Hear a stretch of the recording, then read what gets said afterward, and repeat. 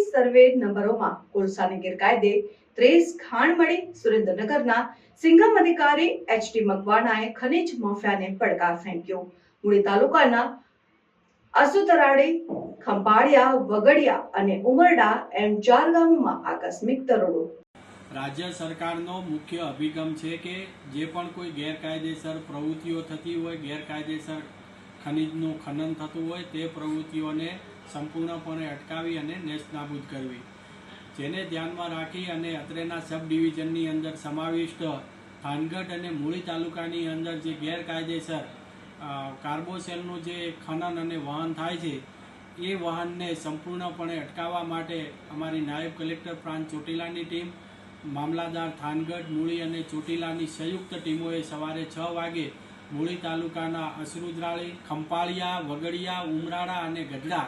એમ 5 ગામોની અંદર રેડ કરવામાં આવેલી હતી અને આ રેડ દરમિયાન અંદાજિત 350 મેટ્રિક ટન કાર્બોસેલ જપ્ત કરવામાં આવેલો છે। સાથે સાથે 28 ચરખી છે, 5 ટ્રેક્ટર છે, 5 કમ્પ્રેસર, 4 જનરેટર તેમજ બેટરી તેમજ એક્સપ્લોઝિવ મટીરિયલ જે ઉપયોગ થાય છે એ એક્સપ્લોઝિવ મટીરિયલનું એક બોક્સ એમાં 200 નંગ મળી આવેલ છે,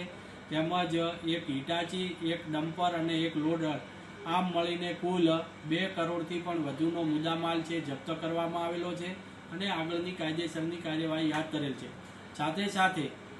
15થી પણ વધુ ખેડૂત ખાતેદારોએ આ કોઈપણ પ્રકારની બિનખેતી કલેક્ટર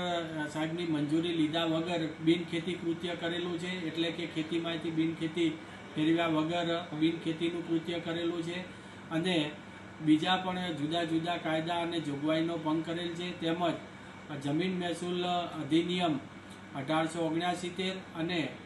જમીન મહેસૂલ નિયમો 1972નો પણ ભંગ કર્યો છે, જે બદલ જે જમીન છે એ શરત ભંગ કરી અને શ્રી સરકાર દાખલ કરવા એટલે કે ખાલસા કરવા માટેની પણ કાર્યવાહી હાથ ધરવામાં આવેલ છે।